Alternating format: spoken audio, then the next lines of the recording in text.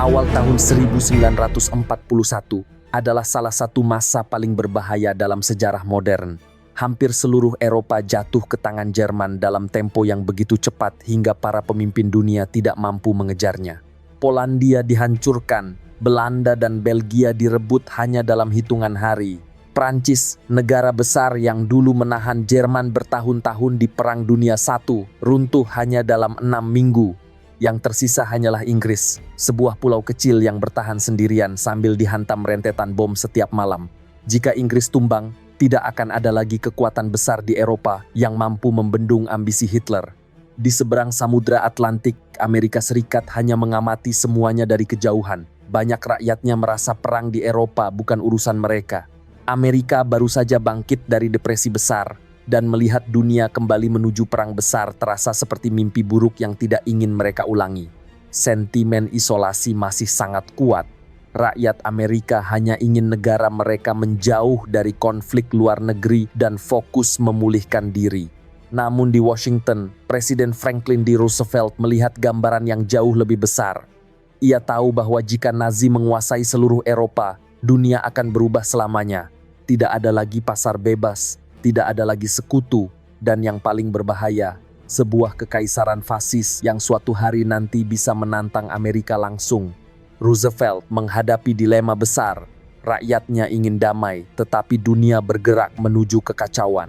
Amerika punya pilihan untuk tetap diam atau menjadi negara yang menghentikan dominasi Nazi sebelum terlambat. Inilah titik kritis di mana sejarah menunggu keputusan Amerika. Mereka adalah satu-satunya negara dengan kekuatan industri dan militer yang cukup besar untuk mengubah jalannya perang. Pertanyaannya, bagaimana mungkin Amerika yang awalnya enggan terlibat justru berubah menjadi pemain kunci dalam Perang Dunia II? Dan peristiwa apa yang akhirnya memaksa mereka turun langsung ke medan perang di Eropa?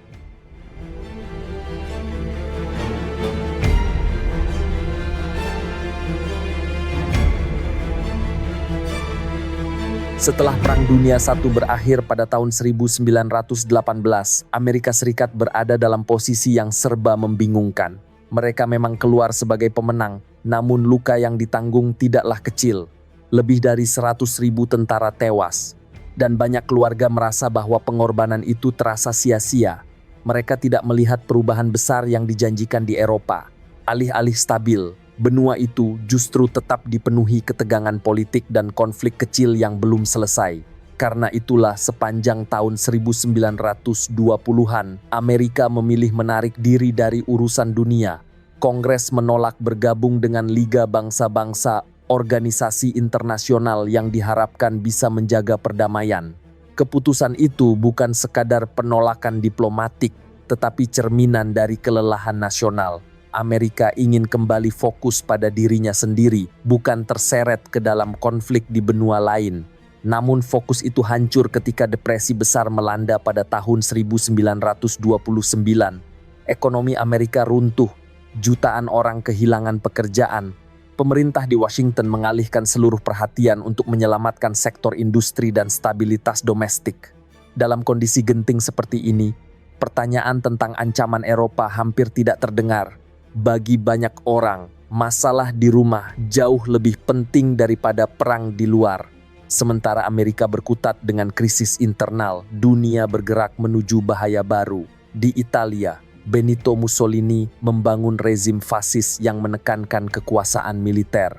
Di Jerman, muncul seorang pemimpin baru, Adolf Hitler, yang memanfaatkan kekecewaan rakyat terhadap Perjanjian Versailles untuk membangun mesin politik dan militer yang sangat agresif. Dalam bukunya The Coming of the Third Reich, sejarawan Richard J. Evans menjelaskan bagaimana kondisi ekonomi dan politik Jerman yang kacau membuat ideologi ekstrem seperti Nazisme tumbuh dengan cepat.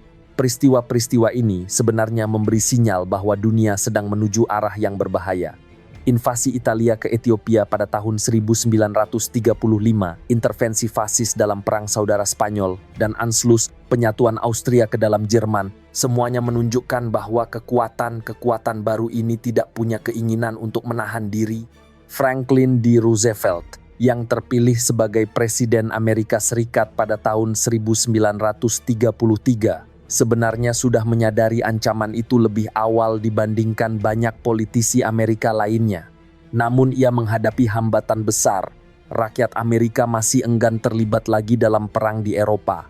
Meskipun Jerman terus melanggar perjanjian internasional, prinsip isolasionisme tetap mengakar kuat keyakinan bahwa Amerika harus menjaga jarak dari konflik apapun di luar negeri. 2 dekade inilah yang menjelaskan mengapa Amerika tampak begitu lambat merespons perkembangan di Eropa. Mereka bukan tidak peduli, tetapi terjebak antara trauma masa lalu dan ketidakpastian masa depan. Dan justru karena penolakan panjang terhadap keterlibatan itulah membuat Amerika tampak berhati-hati. Namun saat situasi di Eropa semakin memburuk dan tanda-tanda bahaya semakin jelas, Amerika akhirnya mulai mengubah sikapnya. Dan pada saat itu pula, dunia mulai bergerak menuju perang yang tidak lagi bisa dihindari. Memasuki akhir dekade 1930-an, dunia bergerak semakin cepat menuju perang besar. Di Eropa dan bahkan di Amerika, banyak pemimpin masih menyimpan harapan agar konflik besar bisa dihindari. Namun semua angan itu runtuh pada 1 September tahun 1939 ketika Jerman menginvasi Polandia. 2 hari kemudian, Inggris dan Prancis menyatakan perang terhadap Jerman dan Perang Dunia II resmi dimulai. Di Amerika Serikat, berita ini disambut dengan rasa cemas, tetapi juga dengan keyakinan bahwa negara mereka tidak perlu ikut campur. Mayoritas rakyat masih memegang prinsip lama, yaitu hindari perang Eropa. Namun pemerintah di Washington melihat sesuatu yang berbeda. Konflik kali ini tidak seperti sebelumnya. Ancaman kekuatan Nazi tumbuh jauh lebih cepat daripada kemampuan dunia untuk menahannya. Bukti pertama bahwa perang ini akan berdampak langsung ke Amerika datang pada Mei dan Juni tahun 1940. Dalam serangan kilatnya, Jerman menghancurkan pertahanan Belgia, Belanda, dan Luksemburg, kemudian menembus garis pertahanan Prancis yang selama ini dianggap kuat. Hanya dalam 6 minggu, Prancis menyerah. Kejadian ini benar-benar mengejutkan publik Amerika. Mereka menyaksikan kekuatan besar Eropa runtuh satu persatu dengan begitu mudah. Kejatuhan Prancis mengubah pandangan banyak orang di Washington. Jika negara sekuat Prancis bisa tumbang secepat itu, siapa lagi yang mampu menahan Jerman? Jawabannya tinggal satu, Inggris. Namun Inggris sedang berada di ujung tanduk. Selama musim panas tahun 1940, pesawat-pesawat Jerman menggempur London dan kota-kota besar lainnya dalam Battle of Britain. Amerika melihat Inggris nyaris kehabisan tenaga, amunisi, bahkan pesawat tempur. Roosevelt memahami satu hal, jika Inggris kalah, Amerika akan menghadapi dunia yang sepenuhnya dikuasai Nazi, sebuah ancaman yang tidak bisa dibiarkan. Maka dimulailah langkah-langkah yang perlahan meretakkan netralitas Amerika. Pada awal tahun 1941, Roosevelt memperkenalkan Lend-Lease Act, sebuah kebijakan yang memungkinkan Amerika mengirimkan senjata, pesawat, kapal, logistik, dan bahan bakar kepada Inggris tanpa harus secara resmi ikut berperang. Dalam bukunya The Arsenal of Democracy, sejarawan Albert James Baime menggambarkan periode ini sebagai masa ketika Amerika berubah dari negara yang menjaga jarak menjadi tulang punggung material bagi sekutu, sebuah komitmen yang diam-diam namun sangat jelas arahnya. Namun bantuan ini datang dengan risiko besar. Kapal-kapal dagang Amerika yang membawa suplai mulai menjadi sasaran U-boat Jerman di Atlantik. Insiden penyerangan terhadap kapal perang Amerika seperti USS Greer dan USS Kearney menunjukkan bahwa jalur suplai Atlantik tidak lagi aman. Amerika belum menyatakan perang, tetapi darah sudah mulai tumpah. Roosevelt akhirnya memerintahkan Angkatan Laut untuk menembak kapal Jerman yang mendekati konvoi Amerika. Sebuah langkah yang secara praktis menjadikan netralitas hanya tinggal istilah. Sementara itu, Roosevelt dan Winston Churchill menjalin hubungan politik yang semakin erat. Pada Agustus tahun 1941, keduanya bertemu secara rahasia di Newfoundland. Pertemuan itu menghasilkan Atlantic Charter, deklarasi yang menetapkan tujuan moral dan politik sekutu, menentang agresi, mendukung pemerintahan demokratis, dan menolak ekspansi kekuasaan totaliter. Meskipun belum terjun langsung ke medan perang, Amerika kini memperlihatkan dengan tegas di pihak mana mereka memilih untuk berdiri.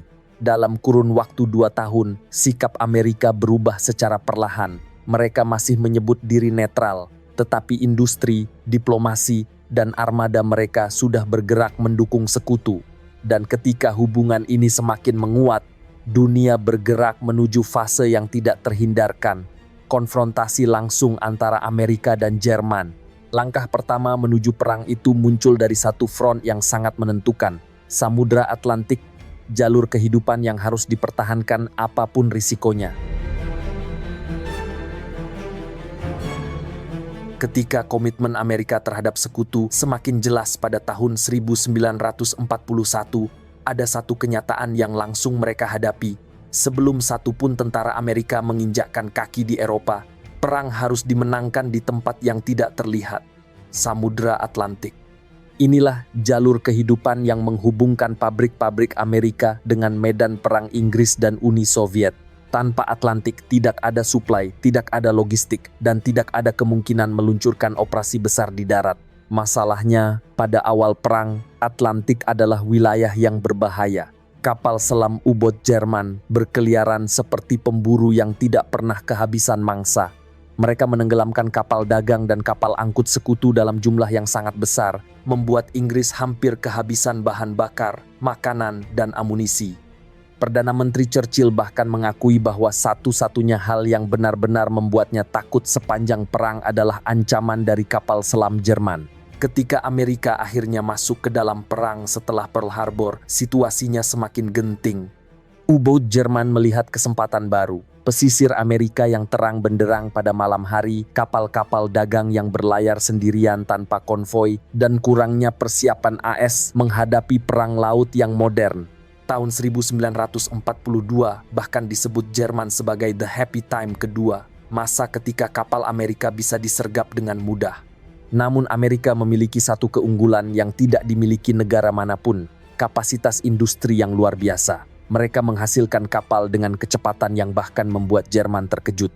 Hadirlah Liberty Ships, kapal kargo besar yang dirancang sederhana tetapi dapat diproduksi secara massal. Beberapa bahkan selesai dibangun dalam waktu kurang dari seminggu. Produksi skala raksasa ini memastikan bahwa meskipun banyak kapal tenggelam, suplai tetap mengalir tanpa henti. Di saat yang sama, perang teknologi bergerak cepat. Amerika dan Inggris mengembangkan sonar, radar, depth charges, serta kapal pengawal yang lebih efektif. Pesawat patroli jarak jauh mulai menutup Mid-Atlantic Gap, wilayah luas yang dulu tidak bisa dijangkau oleh patroli udara dan menjadi tempat favorit U-boat menyerang. Setiap perkembangan teknologi mempersempit ruang gerak kapal selam Jerman. Namun salah satu pukulan terbesar bagi Jerman bukan senjata, melainkan datang dari informasi. Bletchley Park di Inggris berhasil memecahkan kode Enigma Jerman.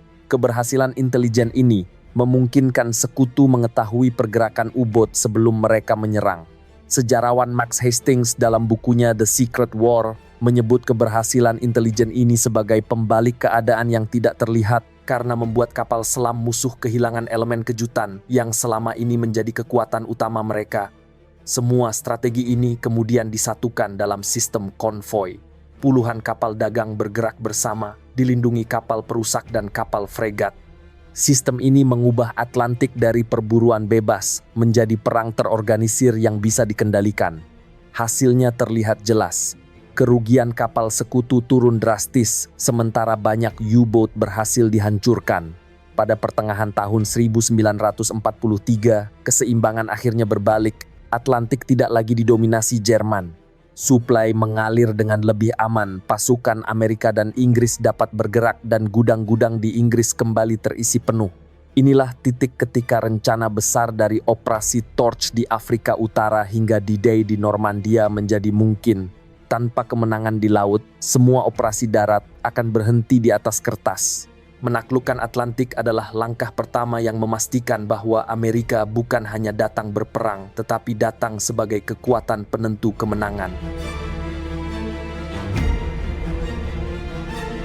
Setelah jalur Atlantik mulai aman dan Amerika bukan lagi sekadar penonton bersenjata, melainkan kekuatan yang benar-benar bergerak menuju perang besar. Setelah serangan Pearl Harbor, Tidak ada lagi ruang untuk debat politik. Amerika harus memobilisasi kekuatan militernya, dan mereka harus melakukannya dengan kecepatan yang belum pernah terjadi sebelumnya. Dalam hitungan bulan setelah Desember tahun 1941, jutaan warga Amerika, petani, buruh pabrik, mahasiswa, pekerja kantor, masuk ke barak-barak pelatihan. Mereka berasal dari berbagai latar belakang. Banyak yang belum pernah meninggalkan negara bagian tempat mereka lahir. Namun kini mereka menjadi bagian dari satu misi besar, mempersiapkan diri untuk perang yang akan membawa mereka ke Afrika, Italia, dan akhirnya Eropa Barat. Tetapi jumlah tentara saja tidak cukup.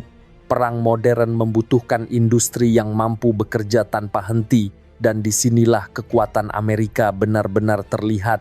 Pabrik-pabrik mobil di Detroit berhenti membuat kendaraan sipil dan berubah menjadi produsen tank Sherman, pesawat tempur P-51, kapal perang, amunisi, hingga truk yang akan membantu menggerakkan seluruh pasukan sekutu. Dalam bukunya Freedom's Forge, sejarawan Arthur Herman menggambarkan bagaimana industri Amerika mengubah baja, minyak, dan aluminium menjadi kekuatan yang bisa mengguncang dunia. Hasilnya mencengangkan.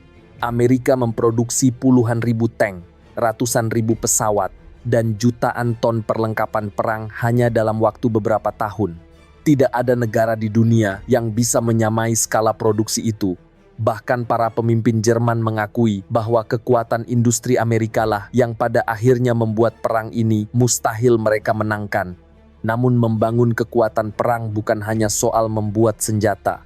Amerika juga harus menyatukan strategi dengan Inggris, sebuah proses yang tidak selalu mudah. Tentara Amerika baru belajar perang modern, sementara Inggris sudah berpengalaman sejak tahun 1939. Perbedaan cara pandang kadang memicu friksi, terutama dalam menentukan kapan dan di mana Amerika harus mulai bertempur.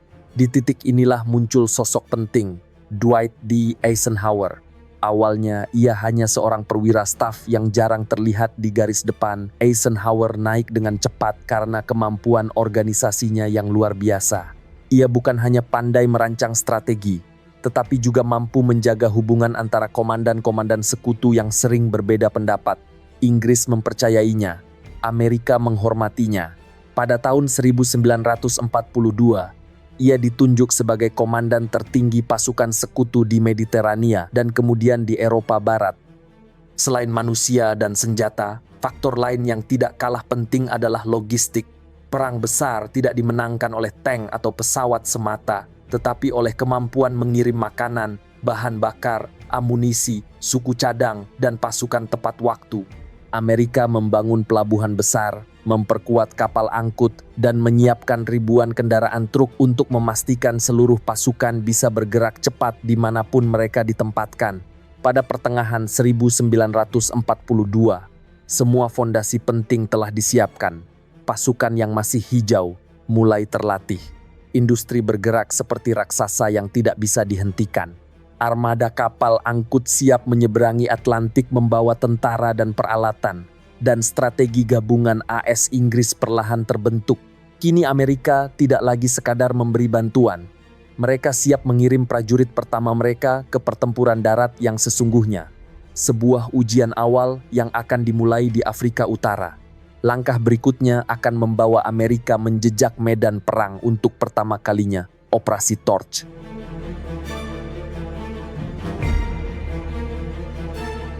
Setelah Amerika menyelesaikan mobilisasi besar-besaran dan mengamankan jalur laut di Atlantik, tibalah saatnya untuk menguji semua persiapan itu di medan tempur yang sebenarnya. Eropa masih terlalu kuat untuk diserbu langsung, sehingga sekutu memutuskan membuka front pertama di tempat yang jauh lebih memungkinkan, Afrika Utara. Serangan ini dikenal sebagai Operasi Torch, dan inilah titik di mana tentara Amerika untuk pertama kalinya menghadapi perang darat melawan Jerman. Tujuan strategisnya jelas. Pertama, menghancurkan Afrika Korps pimpinan Jenderal Erwin Rommel, komandan legendaris yang reputasinya membuat banyak tentara sekutu gentar. Kedua, menguasai Afrika Utara untuk membuka jalan menuju Sisilia dan kemudian Italia, pintu masuk alami ke Eropa Selatan. Ketiga, meringankan tekanan terhadap Uni Soviet dengan membuka front baru di sisi lain benua. Pada November tahun 1942, pasukan Amerika dan Inggris mendarat di 3 lokasi, Maroko, Oran, dan Aljazair. Ini adalah operasi pendaratan amfibi terbesar yang pernah dilakukan sekutu hingga saat itu.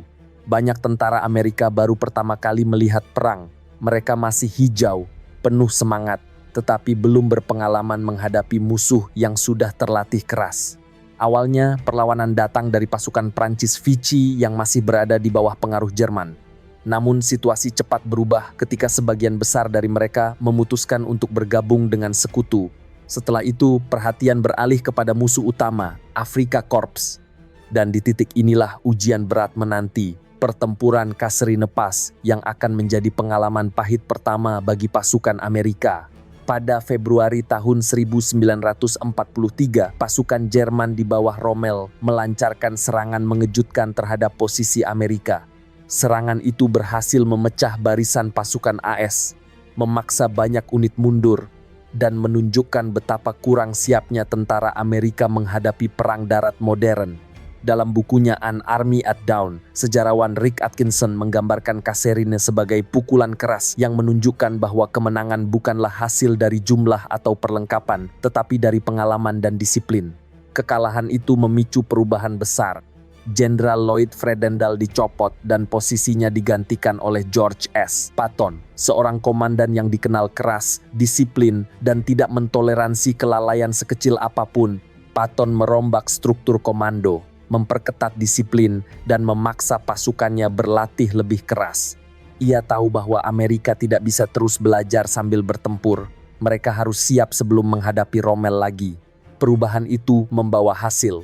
Dalam beberapa bulan berikutnya, pasukan Amerika dan Inggris mulai menekan Afrika Korps dari 2 arah. Inggris dari timur setelah kemenangan di El Alamein, dan Amerika Inggris dari barat setelah menguasai Maroko dan Aljazair. Rommel terjebak dalam tekanan berlapis. Pasokan Jerman menipis, koordinasi poros melemah, dan kekuatan mereka di Afrika mulai runtuh. Puncaknya terjadi pada Mei tahun 1943 ketika pasukan sekutu mengepung Tunisia. Lebih dari 250.000 tentara Jerman dan Italia menyerah, jumlah yang hampir setara dengan kekalahan Jerman di Stalingrad. Bagi Amerika, ini bukan sekadar kemenangan. Ini adalah bukti bahwa tentara yang masih hijau bisa berubah menjadi kekuatan tempur yang tangguh. Afrika Utara menjadi sekolah perang bagi Amerika. Disinilah mereka belajar cara berhadapan dengan komandan sekelas Rommel, belajar mengatur logistik di medan sulit, belajar bekerja sama dengan Inggris, dan belajar memimpin operasi besar. Begitu Afrika Utara jatuh, pintu menuju Eropa akhirnya terbuka. Tahap berikutnya adalah menendang pintu itu sekuat mungkin, dimulai dari sebuah pulau besar di dekatnya, Sisilia. Kemenangan di Afrika Utara pada Mei tahun 1943 mengubah peta perang secara fundamental. Untuk pertama kalinya sejak Perang Dunia II dimulai, sekutu berada pada posisi ofensif yang kuat. Namun mereka tahu bahwa kemenangan di Afrika hanyalah awal. Untuk menembus Eropa dan memaksa Jerman bertahan di 2 arah sekaligus, sekutu membutuhkan pijakan baru. Dan pilihan paling logis ada tepat di hadapan mereka, Pulau Sisilia. Secara strategis, Sisilia memegang posisi kunci. Dari pulau inilah sekutu dapat membuka jalur langsung menuju Italia, wilayah yang oleh Perdana Menteri Churchill sebut sebagai perut lembek Eropa. Jika Sisilia jatuh, Angkatan Udara dan Laut Sekutu akan memiliki landasan untuk menyerang daratan Italia, memutus jalur suplai Jerman, dan memaksa Nazi mengalihkan pasukan dari front timur untuk mempertahankan wilayah baru. Rencana ini dijalankan melalui Operation Husky, yang menjadi operasi udara laut terbesar yang pernah dilakukan Sekutu hingga saat itu. Ribuan kapal, pesawat, dan kendaraan dikerahkan. Operasi ini dipimpin oleh 2 komandan Sekutu dengan pendekatan yang sangat berbeda, bahkan sering bersaing secara terbuka. Jenderal George S. Patton dari Amerika dan Jenderal Bernard Montgomery dari Inggris. Montgomery lebih berhati-hati dan terstruktur, sementara Patton lebih agresif dan cepat mengambil risiko. Rivalitas keduanya tidak bisa disembunyikan, namun justru menjadi bahan bakar kompetisi yang mendorong performa masing-masing pasukan. Serangan dimulai pada malam 9 dan 10 Juli tahun 1943. Cuaca buruk membuat pendaratan kacau, banyak pesawat transportasi jatuh atau salah drop zone. Namun keunggulan material dan jumlah pasukan sekutu tetap memberi mereka pijakan kuat di pantai. Perlawanan Jerman dan Italia cukup keras di beberapa titik, namun tidak cukup kuat untuk menghentikan invasi berskala besar ini. Dalam bukunya Sicily 1943, sejarawan James Holland menggambarkan operasi ini sebagai perpaduan antara keberanian, kekacauan, dan kecepatan yang memperlihatkan bagaimana sekutu mulai menguasai seni perang gabungan. Disinilah rivalitas Patton Montgomery semakin nyata. Montgomery menekan dari timur menuju Messina, sementara Patton bergerak cepat melalui barat dan tengah Sisilia, merebut kota-kota penting dengan manuver yang berani. Pada akhirnya, Patton mencapai Messina lebih dulu, sebuah kemenangan simbolis yang mengangkat moral pasukan Amerika dan memenuhi ambisi pribadinya. Perkembangan di medan perang berjalan beriringan dengan kejutan politik besar. Kekalahan Italia di Sisilia mengguncang pemerintahan Mussolini. Rakyat Italia mulai kehilangan kepercayaan, petinggi militer goyah, dan pada akhir Juli tahun 1943, Mussolini digulingkan oleh Dewan Agung Fasis. Penggulingan ini membuka jalan bagi Italia untuk mencoba keluar dari perang, meskipun Jerman akan segera mengambil alih pertahanan negara itu. Pada pertengahan Agustus, seluruh Sisilia berada di bawah kontrol sekutu. Penaklukan pulau itu tidak hanya memaksa pasukan poros mundur, tetapi juga memberi sekutu keuntungan strategis yang sangat besar, landasan udara dan laut yang memungkinkan mereka menyerang Italia dari jarak dekat. Dengan Sisilia aman, jalan menuju Eropa Selatan terbuka lebar, dan tujuan berikutnya sudah jelas, menembus daratan Italia, sebuah front yang akan menjadi salah satu pertempuran paling melelahkan dan brutal dalam seluruh perang.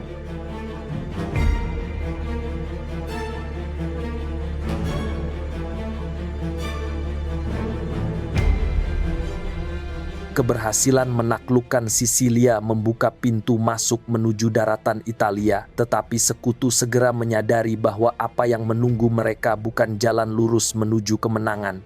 Italia bukan medan perang yang mudah. Negara itu dipenuhi pegunungan curam, lembah sempit, kota-kota tua dengan jalan-jalan kecil, dan cuaca buruk yang bisa mengubah tanah menjadi lumpur tebal. Dan lebih dari itu, setelah Mussolini digulingkan, Jerman mengambil alih pertahanan sepenuhnya dan memutuskan untuk bertempur sekeras mungkin. Pendaratan pertama di daratan Italia terjadi di Salerno pada September tahun 1943. Pasukan Amerika menghadapi perlawanan sengit dari tentara Jerman yang telah mempersiapkan posisi defensif yang kuat. Serangan balik Jerman begitu hebat, nyaris memecah garis sekutu. Pasukan Amerika Serikat dan Inggris harus bertarung mati-matian selama berhari-hari untuk mempertahankan pantai dan memperkuat posisi mereka. Meski akhirnya berhasil menembus pertahanan awal, jelas bahwa Jerman tidak punya niat untuk menyerahkan Italia begitu saja. Kesulitan itu semakin terasa ketika sekutu menghadapi rangkaian garis pertahanan Jerman yang terkenal, Garis Gustav. Posisi ini menjadikan wilayah tengah Italia sebagai benteng alami yang hampir mustahil ditembus. Dan di tengah garis pertahanan itu berdirilah Monte Cassino, biara tua di atas bukit yang menguasai pemandangan dan jalur menuju Roma. Pertempuran di Monte Cassino berlangsung selama berbulan-bulan, melibatkan berbagai pasukan dari seluruh dunia, Polandia, Prancis, Inggris, India, Selandia Baru, dan Amerika. Dalam bukunya The Day of Battle, sejarawan Rick Atkinson menggambarkan kampanye Italia ini sebagai perang vertikal, di mana setiap bukit harus direbut, setiap lembah harus dibersihkan, dan setiap desa kecil menjadi benteng yang sulit ditaklukkan. Namun Monte Cassino bukan satu-satunya tantangan. Pada Januari tahun 1944, sekutu melakukan pendaratan di Anzio, sebuah operasi berani untuk memotong jalur pertahanan Jerman dari belakang. Sayangnya rencana itu tidak berjalan sesuai harapan. Pasukan yang mendarat tidak bergerak cepat ke pedalaman, memberi waktu bagi Jerman untuk mengepung mereka dalam posisi defensif yang brutal. Selama berbulan-bulan, pasukan sekutu yang terjebak di Anzio bertahan di bawah tembakan artileri dan serangan udara. Lumpuhnya pergerakan di Anzio menjadi simbol betapa kerasnya kampanye ini. Bahkan ketika sekutu berhasil mendarat, mereka tetap terjebak dalam perang posisi yang melelahkan. Meski kesulitan, tekad sekutu tidak berhenti di situ. Pada Juni tahun 1944, setelah pertempuran panjang di garis Gustav dan terobosan dari Anzio, pasukan Amerika memasuki Roma, menjadikannya ibu kota pertama dari negara poros yang jatuh ke tangan sekutu. Namun kemenangan penting ini tidak mendapatkan perhatian sebesar yang diharapkan karena pada hari yang sama pendaratan D-Day terjadi di Normandia. Peristiwa epik di Prancis menutupi berita jatuhnya Roma di mata media dan publik dunia. Sementara itu, perjalanan di Italia belum selesai. Medan yang berat, hujan berkepanjangan, pegunungan yang seolah tidak ada habisnya, dan desa-desa sempit yang berubah menjadi benteng kecil membuat kampanye ini terus berlangsung hingga tahun 1945. Jerman menjadikan Italia sebagai delay line, garis penahan yang bertujuan mengulur waktu agar pasukan mereka di front line dapat bertahan lebih lama. Kampanye Italia mungkin tidak sepopuler D-Day atau pertempuran Bulge, tetapi disinilah salah satu perjuangan paling keras sekutu berlangsung. Setiap kilometer harus dibayar dengan korban besar, dan setiap kemenangan kecil membutuhkan tenaga yang tidak sedikit. Namun betapapun sulitnya kampanye ini, Italia memberikan sekutu pengalaman tempur yang akan sangat penting ketika mereka membuka front baru di Prancis.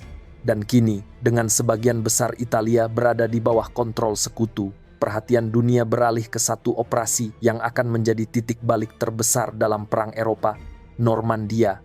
Disinilah perjalanan memasuki tahap paling menentukan, D-Day.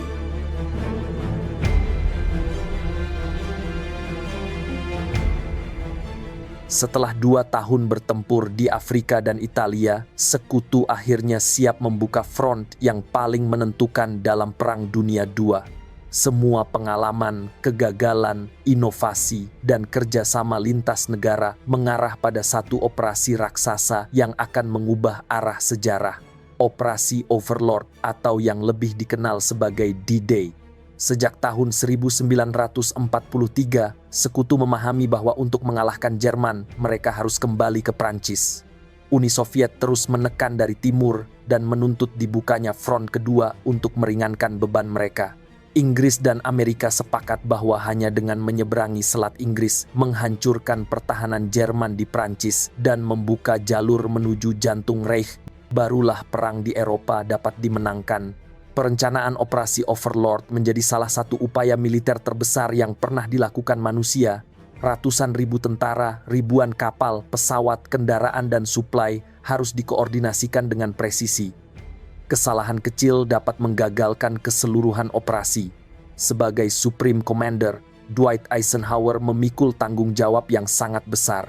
Ia bukan hanya pemimpin militer, tetapi juga penengah politik yang harus menyatukan berbagai kepentingan Inggris, Amerika, Kanada, dan perwira dari negara lain. Dalam bukunya D-Day, The Battle for Normandy, sejarawan Anthony Beevor menyebut Eisenhower sebagai arsitek yang menjaga keseimbangan antara ambisi dan realita, memastikan semua pihak bekerja ke arah yang sama. Tanggal 6 Juni tahun 1944 menjadi hari yang menentukan. Armada laut terbesar dalam sejarah memasuki Selat Inggris. Kapal-kapal perang menembakkan bombardemen besar-besaran. Pesawat pembom dan pesawat transport menerjunkan ribuan paratrooper ke belakang garis musuh untuk memutus komunikasi dan memperlambat reaksi Jerman. Lalu tibalah momen paling berbahaya, pendaratan di pantai Normandia. Amerika mendapat 2 sektor utama, Utah Beach dan Omaha Beach. Di Utah, pasukan AS mendarat sedikit melenceng dari lokasi awal karena arus laut. Kesalahan tersebut justru menjadi keuntungan karena mereka menghadapi pertahanan yang lebih lemah dan berhasil memperluas wilayah pendaratan dengan cepat. Namun situasi berbeda terjadi di Omaha Beach. Pantai itu dilindungi tebing tinggi, bunker beton, senapan mesin, dan artileri yang mengarah tepat ke daerah pendaratan. Begitu pintu kapal pendarat terbuka, pasukan Amerika langsung dihantam tembakan intens yang hampir tidak memberi ruang untuk bergerak. Banyak yang gugur bahkan sebelum sempat berlindung.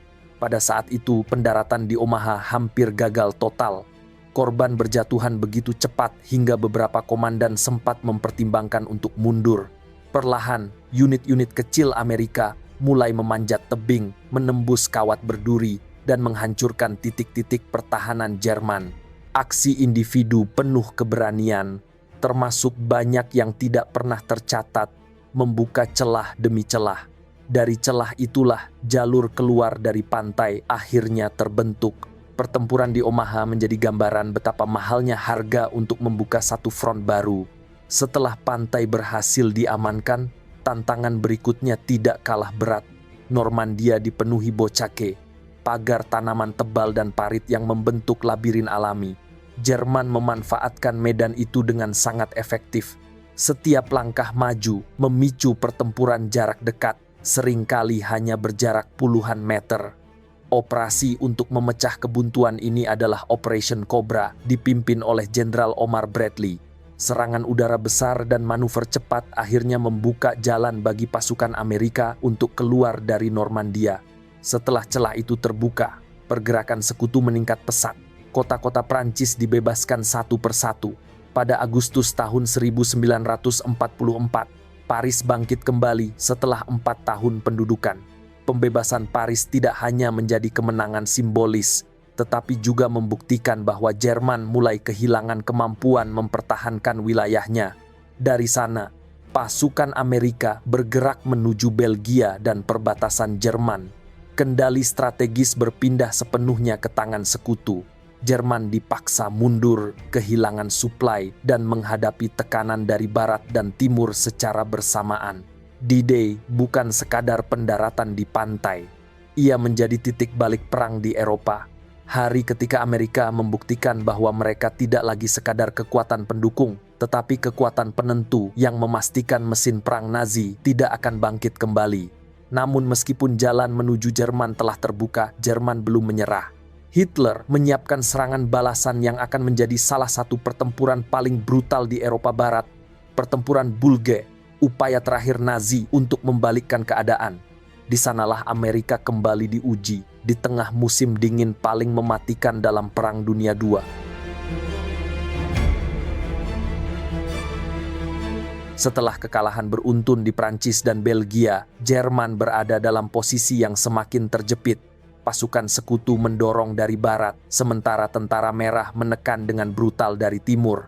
Namun menjelang akhir tahun 1944, Hitler masih menyimpan keyakinan bahwa satu serangan besar bisa mengubah arah perang. Ia percaya bahwa jika mampu memukul mundur Amerika Serikat dalam satu pertempuran besar, moral sekutu akan runtuh, koalisi mereka pecah, dan Jerman bisa memaksa negosiasi damai. Untuk melancarkan serangan itu, ia memilih medan yang tidak terduga, Ardennes, kawasan hutan lebat di antara Belgia dan Luksemburg. Wilayah ini dianggap sekutu sebagai area yang relatif aman dan dijaga longgar karena medannya sulit dilalui. Keyakinan itu berubah menjadi kesalahan besar yang fatal. Pada dini hari 16 Desember 1944, Jerman meluncurkan serangan mendadak dengan lebih dari 200.000 pasukan, tank, artileri, dan unit elit. Cuaca buruk yang ekstrem membuat pesawat sekutu tidak dapat terbang, memberi keuntungan besar bagi Jerman untuk bergerak tanpa gangguan udara. Mereka memukul mundur garis depan Amerika yang tidak siap menghadapi serangan sebesar ini. Serangan itu menciptakan lengkungan besar, The Bulge, pada peta pertahanan sekutu. Dari sinilah nama pertempuran itu lahir, Battle of the Bulge. Di tengah serangan besar ini, satu titik menjadi simbol ketahanan Amerika, Bastogne. Kota kecil ini mengendalikan 7 jalur transportasi penting, dan Jerman harus merebutnya untuk melanjutkan serangan. Namun Bastogne dipertahankan oleh 101st Airborne Division, pasukan terjun payung yang kekurangan amunisi, pakaian musim dingin, dan suplai. Mereka dikepung dari segala arah. Ketika Jerman meminta mereka menyerah, Brigadir Jenderal Anthony McAuliffe menanggapinya hanya dengan satu kata yang terkenal hingga kini, "Nuts." Sebuah jawaban singkat yang mencerminkan tekad Amerika untuk bertahan apapun risikonya. Saat Bastogne terancam, satu nama kembali muncul sebagai penentu, Jenderal George S. Patton. Pasukannya berada jauh di selatan, namun pada situasi genting ini Patton melakukan manuver luar biasa, memutar seluruh korpsnya 90 derajat dalam waktu hanya 72 jam, sesuatu yang hampir tidak pernah terjadi dalam sejarah operasi militer modern. Kecepatan itu memungkinkan pasukan Patton tiba tepat waktu untuk membuka jalur suplai dan menyelamatkan Bastogne dari pengepungan total. Meskipun pada awalnya Jerman sempat membuat sekutu mundur, kenyataan di lapangan semakin tidak berpihak pada mereka. Persediaan bahan bakar minim, kendaraan terjebak di jalan-jalan sempit Ardennes, dan pasukan tidak sanggup mengganti kerugian besar akibat serangan awal. Ketika cuaca membaik, pesawat sekutu kembali menguasai udara dan menghancurkan kolom-kolom tank Jerman yang bergerak di ruang terbuka. Pertempuran Bulge berlangsung selama lebih dari 5 minggu, di tengah suhu ekstrem yang mencapai puluhan derajat di bawah nol. Banyak tentara Amerika mengalami radang dingin, kelaparan, dan kelelahan, sementara korban dari kedua belah pihak sangat besar. Sejarawan Stephen Edward Ambrose dalam bukunya Citizen Soldiers menggambarkan pertempuran ini sebagai benturan terakhir antara kekuatan cadangan Jerman melawan tekad Amerika yang sudah ditempa selama 2 tahun berperang. Pada Januari 1945, sekutu akhirnya menutup bayangan pada peta itu dan merebut kembali seluruh wilayah yang sempat diduduki Jerman. Serangan besar Hitler gagal total. Tidak hanya gagal mencapai tujuannya, tetapi juga menghabiskan sisa kekuatan ofensif Jerman. Setelah Bulge, Jerman tidak pernah lagi mampu meluncurkan operasi besar di barat. Pertempuran ini menjadi pukulan terakhir yang membuat Jerman runtuh secara strategis. Dari sini, jalan menuju Sungai Rhine dan jantung Reich terbuka lebar, dan itulah langkah berikutnya bagi Amerika, menyeberangi Rhine, memasuki wilayah Jerman, dan menghadapi langsung sisa perlawanan Nazi di jantung Eropa.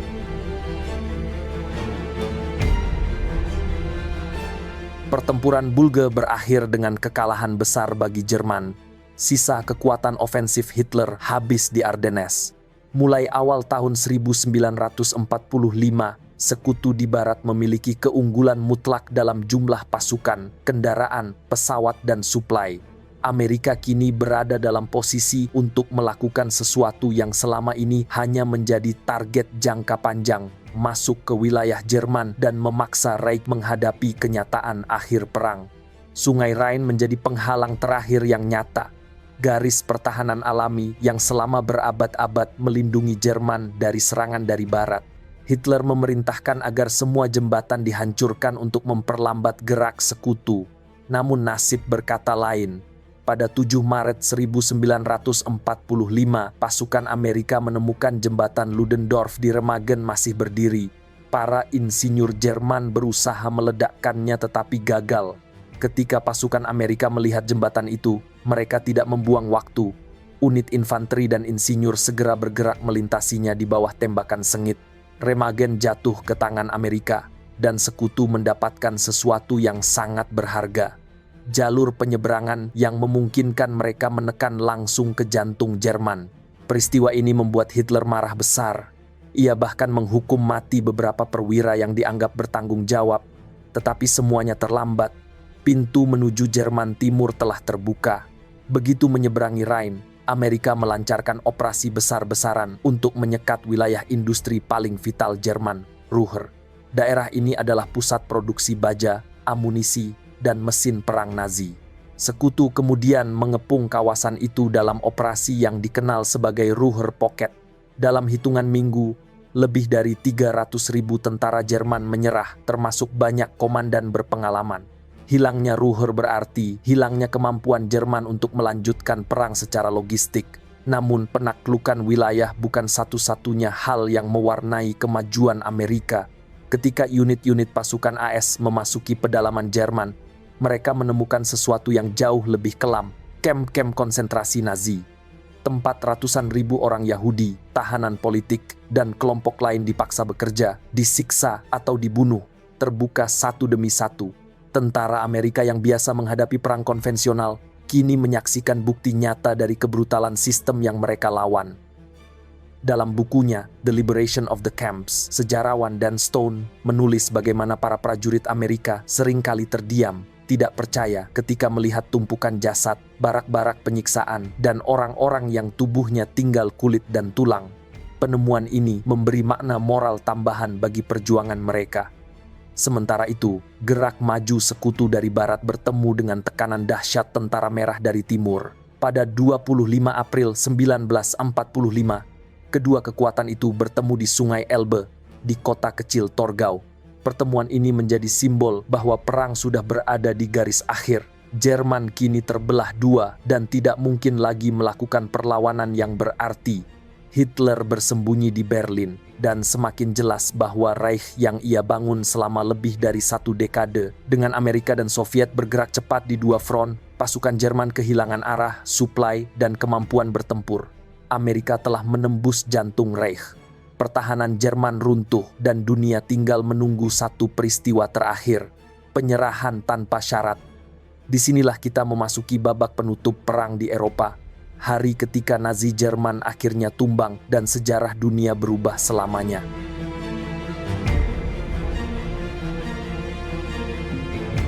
Ketika pasukan Amerika menembus wilayah Jerman dan bertemu dengan tentara merah di Sungai Elbe, seluruh dunia tahu bahwa perang di Eropa tinggal menghitung hari.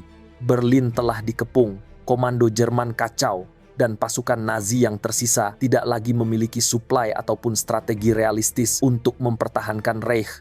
Pada 30 April 1945, Adolf Hitler bunuh diri di bunker bawah tanahnya, tepat saat pasukan Soviet memasuki pusat kota Berlin. Setelah itu, pemerintahan Jerman yang tersisa mencoba bertahan beberapa hari, tetapi semuanya sia-sia. Pada 7 Mei 1945, Jenderal Alfred Jodl menandatangani penyerahan tanpa syarat di markas Eisenhower di Reims, Prancis. Penandatanganan resmi ulang dilakukan di Berlin sehari kemudian. Tanggal 8 Mei 1945 ditetapkan sebagai VE Day, Victory in Europe Day, hari ketika perang yang menghancurkan benua Eropa akhirnya berakhir. Kabar kemenangan itu langsung menyebar ke seluruh dunia. Di London, Paris, New York, dan kota-kota besar lainnya, ratusan ribu orang turun ke jalan untuk merayakan berakhirnya konflik yang selama 6 tahun merusak kehidupan jutaan manusia. Namun di balik perayaan itu, muncul kesadaran mendalam bahwa dunia tidak akan pernah kembali sama. Kemenangan sekutu membawa perubahan besar dalam keseimbangan global. Amerika Serikat, yang sebelum perang enggan terlibat dalam urusan internasional, kini keluar sebagai superpower baru. Industrinya berkembang pesat selama perang, kemampuan militernya meningkat, dan pengaruh politiknya menjangkau Eropa, Asia, serta Pasifik. Sementara negara-negara Eropa yang dulu menjadi pusat kekuatan dunia, Inggris, Prancis, dan Jerman, berada dalam keadaan porak-poranda. Ekonominya runtuh, infrastrukturnya hancur, dan semuanya harus memulai kembali dari titik paling dasar. Namun kemenangan itu juga menandai awal ketegangan baru. Uni Soviet yang memikul beban terbesar menghadapi Jerman di front timur, keluar dari perang sebagai kekuatan militer raksasa dengan pengaruh besar di Eropa Timur. Perbedaan ideologi antara Amerika dan Soviet yang sebelumnya hanya samar, kini berubah menjadi pertentangan terbuka. Sejarawan John Lewis Gaddis dalam bukunya The Cold War: A New History menjelaskan bagaimana kemenangan atas Nazi sebenarnya membuka pintu bagi persaingan baru antara dua negara yang sama-sama menganggap diri mereka pemenang moral perang ini. Di Eropa Barat, Amerika hadir bukan hanya sebagai pembebas, tetapi sebagai penopang ekonomi melalui bantuan besar-besaran yang kelak dikenal sebagai Marshall Plan. Sementara di Eropa Timur, Soviet membentuk pemerintahan komunis di bawah pengaruhnya, dua blok besar terbentuk, dan dunia memasuki masa baru yang disebut Perang Dingin. Sementara itu, rakyat Eropa menghadapi kenyataan pahit. Kota-kota mereka hancur, jutaan orang kehilangan rumah, dan ekonomi runtuh. Upaya rekonstruksi akan berlangsung bertahun-tahun untuk mengembalikan kehidupan yang stabil. Namun kini, setidaknya satu kepastian muncul. Ancaman Nazi telah berakhir. Amerika memainkan peran besar dalam mengakhiri perang di Eropa. Dari logistik di Atlantik, operasi di Afrika dan Italia, hingga kemenangan di Normandia dan Ardennes. Kontribusi Amerika menjadi salah satu faktor utama yang mempercepat runtuhnya Jerman. Tetapi kemenangan itu bukan hanya soal militer, ia juga mengubah peta politik, ekonomi, dan keseimbangan kekuatan dunia. Dengan jatuhnya Nazi Jerman, sebuah babak baru dimulai. Dunia bergerak dari perang total menuju persaingan blok, dari kehancuran menuju rekonstruksi, dan dari ketakutan menjadi harapan akan masa depan yang lebih stabil. Disinilah perjalanan Amerika di Eropa mencapai puncaknya dan membuka jalan menuju era baru yang akan membentuk politik dunia selama puluhan tahun ke depan.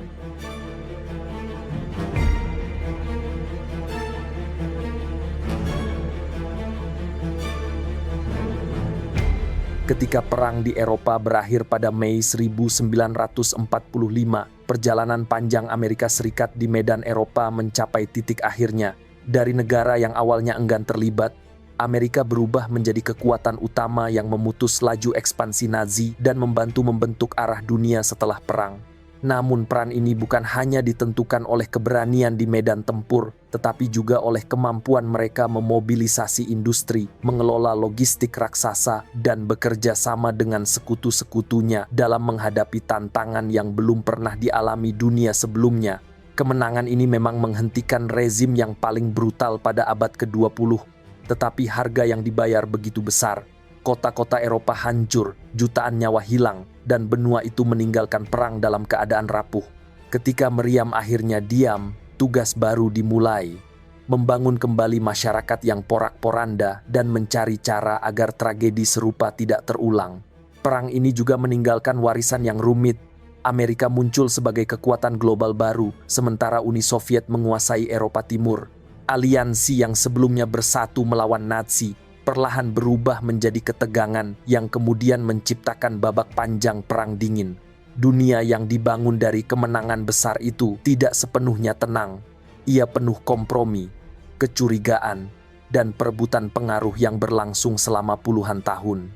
Dalam melihat kembali perjalanan itu, satu hal menjadi jelas, kemenangan bukanlah akhir dari segalanya.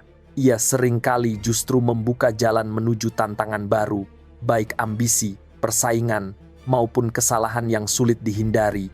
Amerika memang menjadi pemenang, tetapi kemenangan itu pula yang perlahan membentuk negara tersebut menjadi kekuatan yang terlalu percaya diri pada dirinya sendiri. Sebuah negara yang sering menempatkan kepentingannya di atas kepentingan dunia, dan terkadang lupa bahwa kekuasaan tanpa kendali mudah berubah menjadi egoisme yang merugikan banyak pihak. Sejarah menunjukkan bahwa ketika sebuah negara bangkit sebagai pemenang, godaan untuk merasa paling benar selalu besar. Amerika pun tidak luput dari jebakan itu.